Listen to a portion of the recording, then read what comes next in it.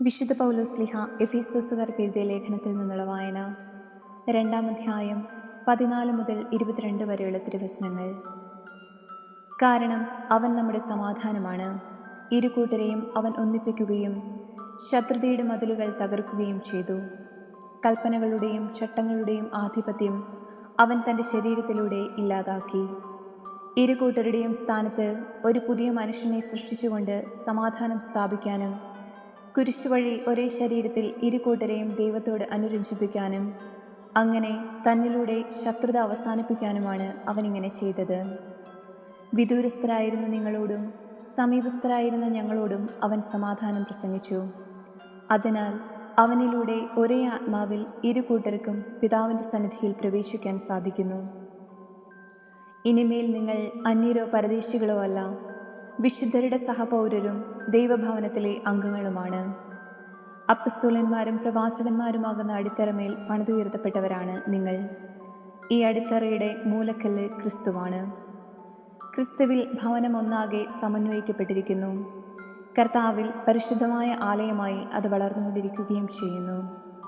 പരിശുദ്ധാത്മാവിൽ ദൈവത്തിൻ്റെ വാസസ്ഥലമായി നിങ്ങളും അവനിൽ പണിയപ്പെട്ടുകൊണ്ടിരിക്കുന്നു. നമ്മുടെ കർത്താവായ മിശിഹായ്ക്ക് സ്തുതി. വിശുദ്ധ യോഹന്നാൻ എഴുതിയ സുവിശേഷത്തിൽ നിന്നുള്ള വായന.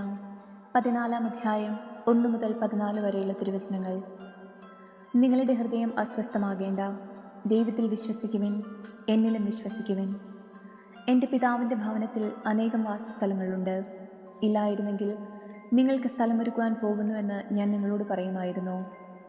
ഞാൻ പോയി നിങ്ങൾക്ക് സ്ഥലമൊരുക്കി കഴിയുമ്പോൾ ഞാൻ ആയിരിക്കുന്നിടത്ത് നിങ്ങളും ആയിരിക്കേണ്ടതിന് ഞാൻ വീണ്ടും വന്ന് നിങ്ങളെയും കൂട്ടിക്കൊണ്ടുപോകും.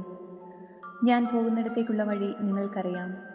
തോമസ് പറഞ്ഞു, കർത്താവേ, നീ എവിടേക്ക് പോകുന്നുവെന്ന് ഞങ്ങൾക്കറിഞ്ഞുകൂടാ, പിന്നെ വഴി ഞങ്ങൾ എങ്ങനെ അറിയും? യേശു പറഞ്ഞു, വഴിയും സത്യവും ജീവനും ഞാനാണ്. എന്നിലൂടെയല്ലാതെ ആരും പിതാവിൻ്റെ അടുക്കിലേക്ക് വരുന്നില്ല. നിങ്ങൾ എന്നെ അറിഞ്ഞിരുന്നുവെങ്കിൽ എൻ്റെ പിതാവിനെയും അറിയുമായിരുന്നു. ഇപ്പോൾ മുതൽ നിങ്ങൾ അവനെ അറിയുന്നു, നിങ്ങൾ അവനെ കാണുകയും ചെയ്തിരിക്കുന്നു. പീലിപ്പോസ് പറഞ്ഞു, കർത്താവേ, പിതാവിനെ ഞങ്ങൾക്ക് കാണിച്ചു തരിക, ഞങ്ങൾക്കത് മതി.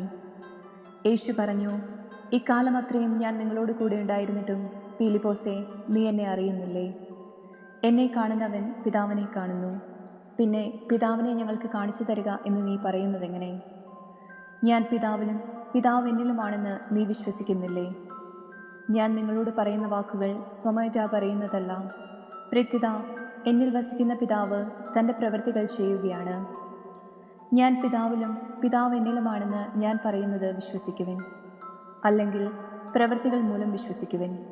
സത്യം സത്യമായി ഞാൻ നിങ്ങളോട് പറയുന്നു, എന്നിൽ വിശ്വസിക്കുന്നവനും ഞാൻ ചെയ്യുന്ന പ്രവൃത്തികൾ ചെയ്യും. ഞാൻ പിതാവിൻ്റെ അടുത്തേക്ക് പോകുന്നതുകൊണ്ട് ഇവയേക്കാൾ വലിയവയും അവൻ ചെയ്യും.